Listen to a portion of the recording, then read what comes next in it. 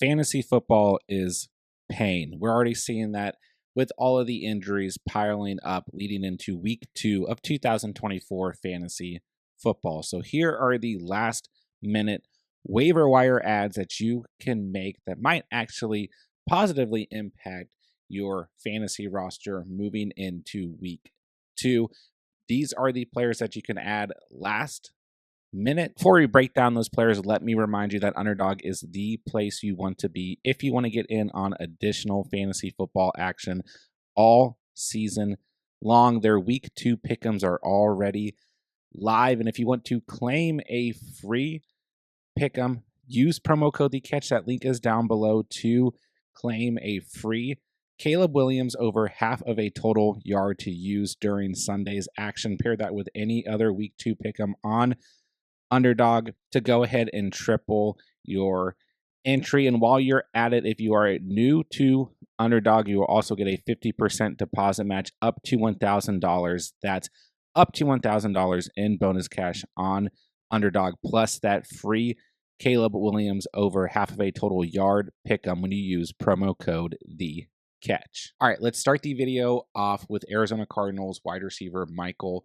Wilson, who had a touchdown in week 1, but just 2 total targets in that 1 touchdown reception, which was a 5-yard touchdown reception. So not, a very impressive week 1 overall, but we didn't really see him. He was a player that was talked about going into week 2 as a waiver wire addition. Then we didn't really see him get rostered in too many leagues, probably due to that low target volume, coming in at the moment at 16% rostered, where Greg Dortch, who I still think is a decent add as well, now comes in at 24% rostered, and he had 8 targets, 6 receptions in week 1. So, obviously Marvin Harrison Jr. is still on this roster at the wide receiver position as well. And I think there's just a little bit of a toss-up here in terms of what's going to really happen with this Arizona Cardinals receiving room. And I still believe that Michael Wilson is going to be a big part of it and potentially the wide receiver 2 on this roster. But on top of all that, regardless of if you prefer Greg Dortch or Michael Wilson, whoever it may be, I still think either guy is worth rostering. I think that there's more touchdown upside with Michael Wilson, who I think showed a lot of good flashes in his rookie season.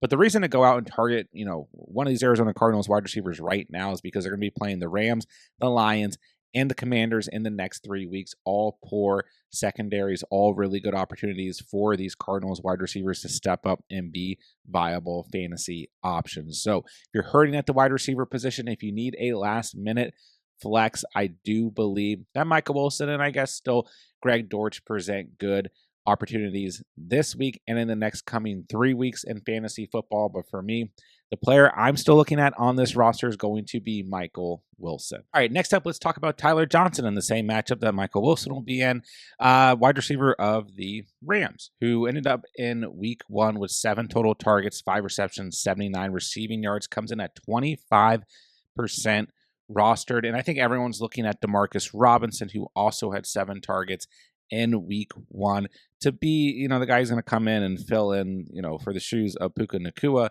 who's obviously not going to be playing in week 2. But as much as I like Demarcus Robinson, if you guys have followed the channel, you know that Demarcus Robinson is a player that I really like, one of our most drafted players in Underdog going into 2024. But regardless, I think, we just want to overlook the fact that Tyler Johnson was really involved in week 1 as well. I don't really think that, Tutu Atwell, or Jordan Whittingham are going to make a major impact in week 2. I still think Whittingham's a good player to watch, but ultimately, I guess what I'm saying here is that Tyler Johnson walked out of week 1 with 12.9 fantasy points.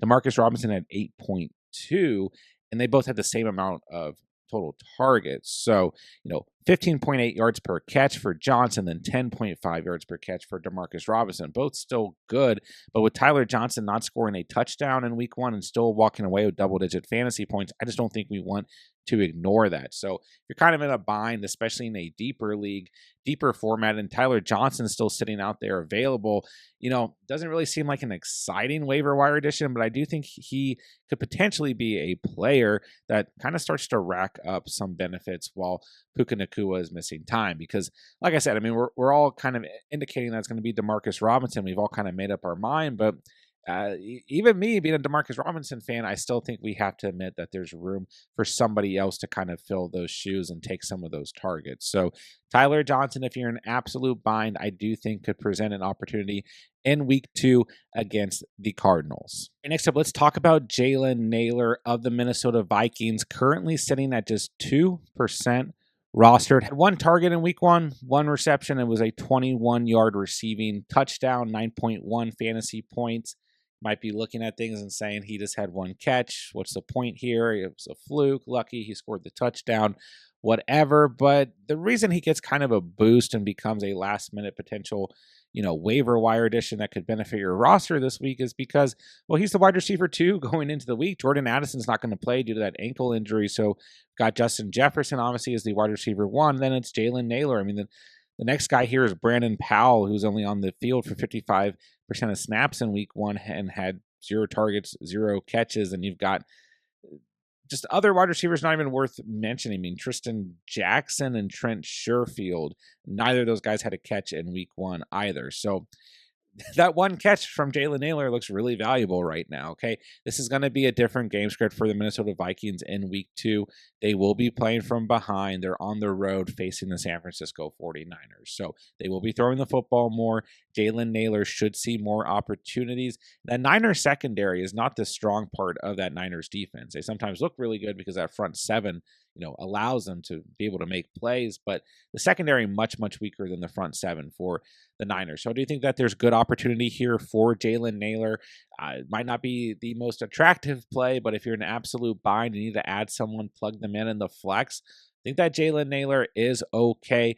Plus, if he gets enough benefit here, we do see extended missed time for Jordan Addison, or even if Addison is back, then you still have Naylor in an opportunity where he's potentially, impacting this offense more and seeing more targets as a wide receiver 3. So either way, I think he's a decent add, potentially long-term, but here in the short term, especially in week 2, he could see plenty of benefit from Jordan Addison missing this game. Last wide receiver I want to talk about is Jaylen McMillan of the Tampa Bay Buccaneers. And we saw the Buccaneers really try and get McMillan involved in week 1's matchup against Washington. I mean, 3 targets isn't anything crazy, but we saw them try to get him involved early on. And then it was nice once they had the lead, they came back to McMillan. So 3 targets, 1 reception, 32 receiving yard touchdown off of that 1 reception. But the reason I'm starting to like Jaylen McMillan is because I'm in on Tampa Bay's offense. I was in on them in the offseason, happy with what we got out of week 1.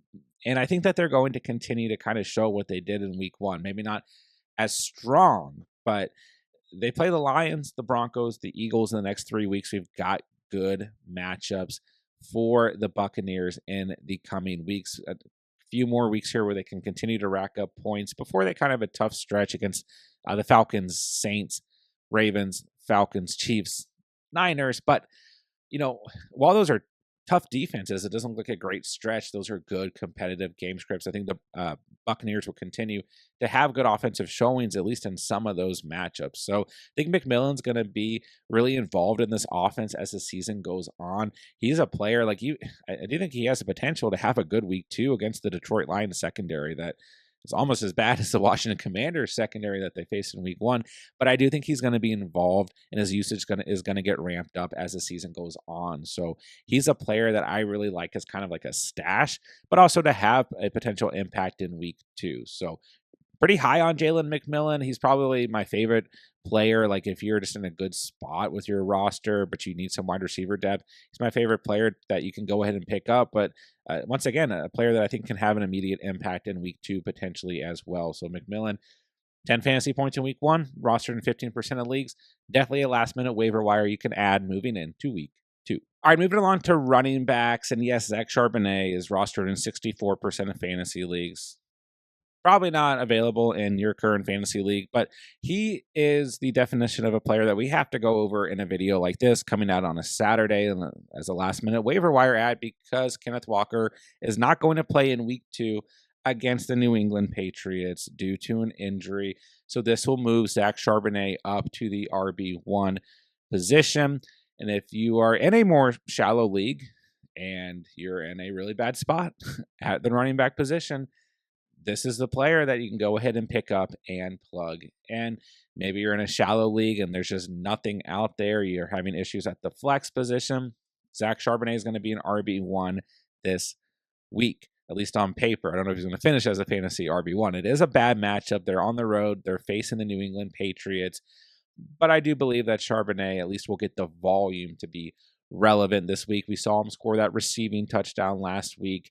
Really, it's a thin roster here. I mean, if I'm not mistaken, it's just Walker, Charbonnet, and Kenny McIntosh. So I think Charb's going to see quite a bit of volume here. And at the end of the day, I mean, if Walker ends up missing some extended time, the Miami Dolphins, who they face in week 3 at home, have been really poor against the run so far on the season. So I do think Charbonnet becomes maybe a bit more of a valuable handcuff for the short term and probably a more valuable handcuff for the long term as well if Walker ends up missing any more time this season. So once again, probably not, he's higher roster than most of the players we're going to talk about today, but he just kind of comes in as one of these things happening towards the end of the week that we have to talk about. So Charbonnet, if you need an RB1, he's out there on the waivers. If you're trying to block your league mate from picking up a potential RB1, go add Zach Charbonnet approaching week 2.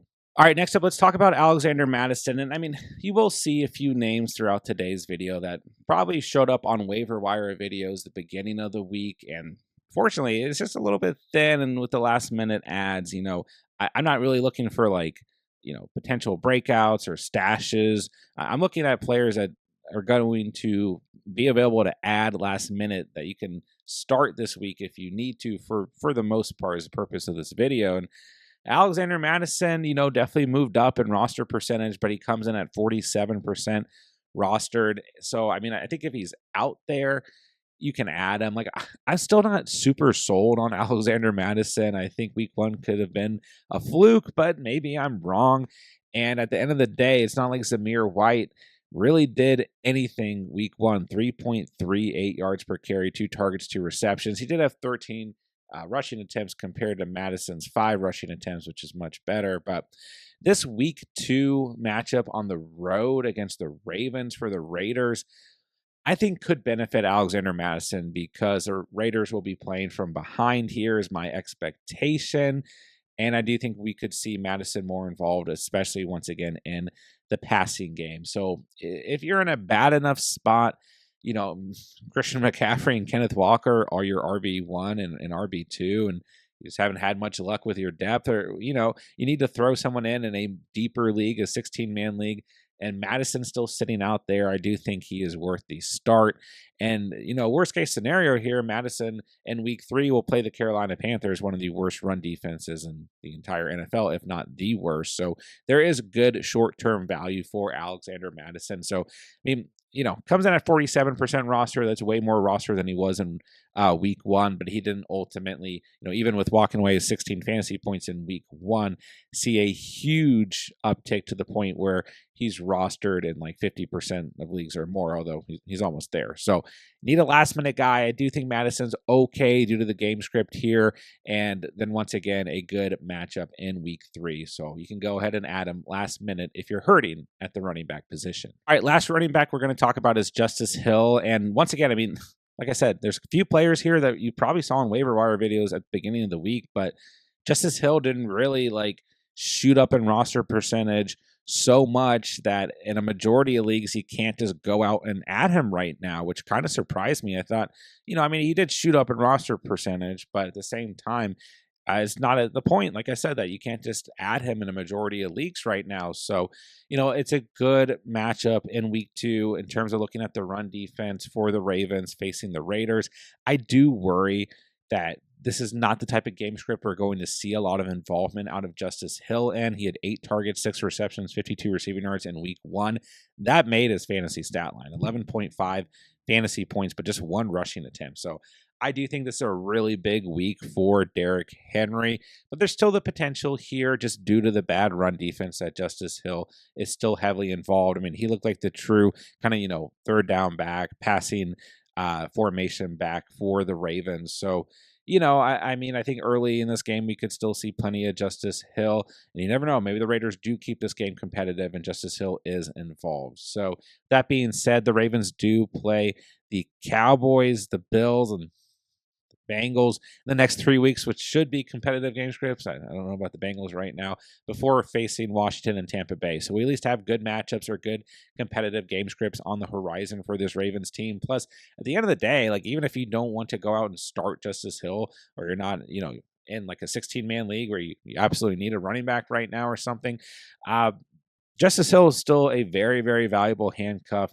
because he will fill in as the RB1 behind Derrick Henry if something happens to Derrick Henry. So I was just surprised to see Justice Hill only at 32% rostered when I was putting together today's list. So he's out there. You're in a bind. I think you can risk it with Justice Hill, and at worst, you at least have a very valuable handcuff as we approach week 2. All right, first tight end we're going to talk about is Colby Parkinson, which I think is probably one of the most popular, if not the most popular, waiver wire tight end addition after Isaiah Likely going into week 2.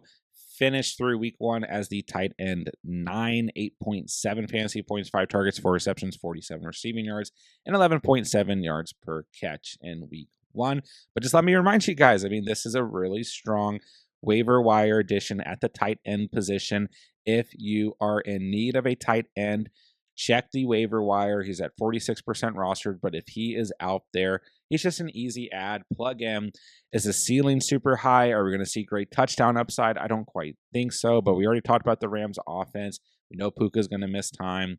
Not going to be out there in week 2. I will say the Cardinals were pretty good against the tight end position in week 1.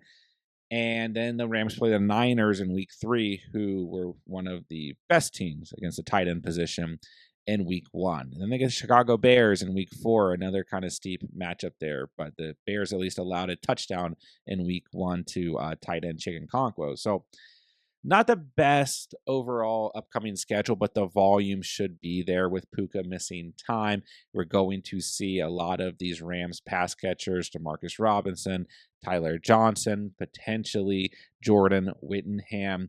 And I also believe Colby Parkinson all benefit from the Puka Nacua injury. So once again, might not be out there. We've probably already heard him get talked about leading into week 2.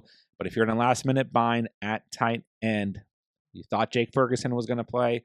Now he's not going to play. Parkinson is the guy to go ahead and pick up. All right, the second tight end I will talk about for today's video is Jawan Johnson. Coming in at 9% rostered, 10 fantasy points in week 1, 3 targets, 2 receptions, touchdown, 13 yards per catch. He'll face the Cowboys in week 2. And I just think overall, Jawan Johnson is the guy to go ahead and add. Foster Moreau kind of makes this difficult. And when I was putting together this list, Foster Moreau was still, on the injury report. And then he literally got cleared right before I made this video. So I think that makes it a little bit tougher here.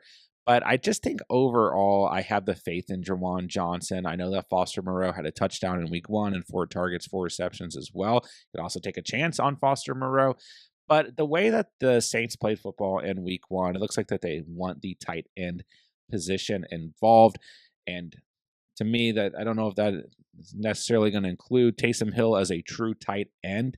And overall, the Saints offense, although they were playing the Panthers, looked much improved. The play calling was much better in week 1. You should get a good, actual vision of what the Saints are going to be in the next coming weeks because they play the Cowboys, the Eagles, the Falcons, the Chiefs, and the Buccaneers in the next 5 weeks. So a bit of a tough stretch here, but that should, like I said, allow us to see what they're going to look like when they're playing from behind and in good competitive game scripts. So if you want to argue for Foster Moreau, who I was not prepared to get cleared going into week 2, which was part of my reason why I like Jawan Johnson, then that's okay too. But I like Jawan Johnson. He's always been a guy who scores touchdowns. He finished week 1 as a tight end 6. So I think he's worth the last minute add. If you want to go for Foster Moreau, that's fine.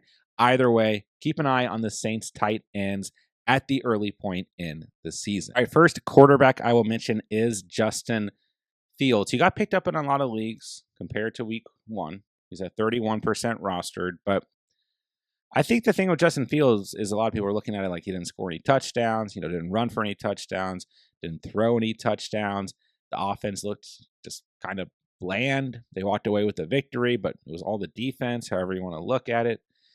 But I do believe the important thing to look at here is 14 rushing attempts, 57 total rushing yards, 4.7 yards per carry for Justin Fields. He still showed that he has that rushing capacity in the NFL.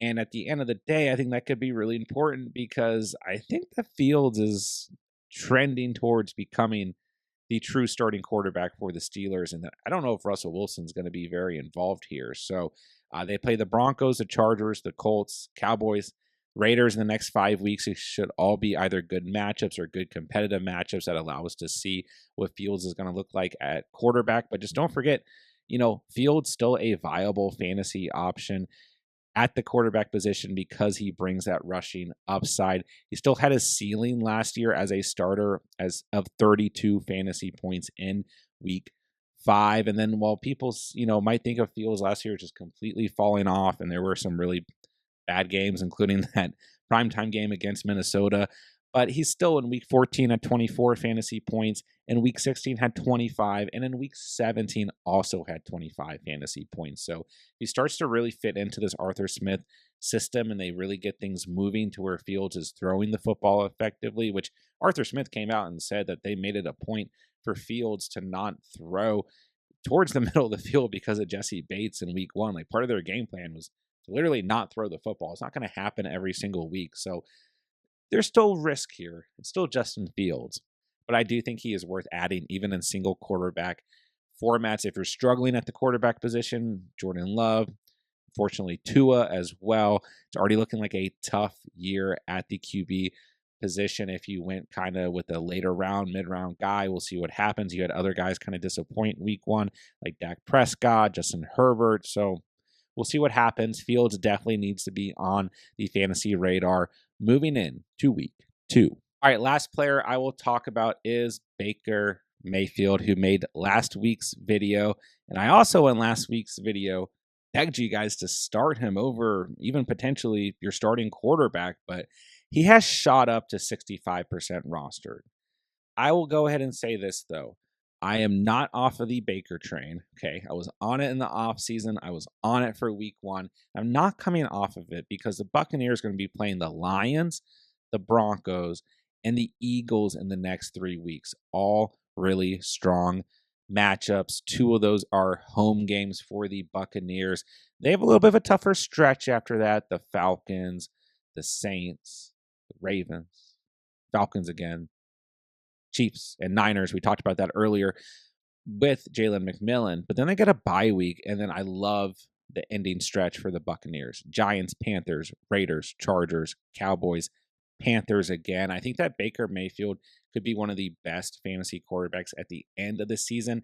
And I think what we saw in week 1, we're going to see in the next couple of weeks as well. So I love this offense right now. I love everything that they did in week 1. There's still going to be some bumps in the road like there is with any fantasy quarterback here in terms of points scored. But I think that Baker in single quarterback formats should be more highly rostered. I think he's going to be very solid throughout the fantasy season and be a really viable quarterback to have towards the end of the year. So once again, if you're hurting at quarterback, this is the top priority for me to go ahead and pick up. I mean, maybe there's a guy like Matthew Stafford out there still as well. I really like Matthew Stafford too. He comes in at a current roster percentage of 65% as well. So don't get me wrong. I still think that there's probably other good options, but for me to kind of look at a player who might present risk to some fantasy managers, but presents a lot of upside, which we already saw in week 1, it's got to be Baker Moneymaker Mayfield. If he's still out there, he's a great last minute waiver wire ad moving into week 2. And that'll do it for today's video. Don't forget, guys, if you have any fantasy football questions whatsoever, drop them in the comments down below. I will be answering every single fantasy football question in the comment section before Sunday's game kicks off. And don't forget, we have everything that you guys need for week 2 here on the channel. You'll see the playlist start popping up at any moment, but we have start sits at running back, wide receiver, quarterback, and tight end, must start running backs and wide receivers, our early waiver wire video, must start defenses, must start kickers, buy low targets, everything that you guys need for week 2 to win that matchup and bring home a dub against your league mate who does not deserve a dub in week 2. If you guys enjoyed the content today or find it helpful, be sure to hit that subscribe button on the way out. This is all we do here all year long, free fantasy football content, redraft, dynasty, and best ball. If you're into that, come join the community by hitting that subscribe button. With that, I'll say thank you guys so much for watching and or listening, and remember, I saw it here on the catch.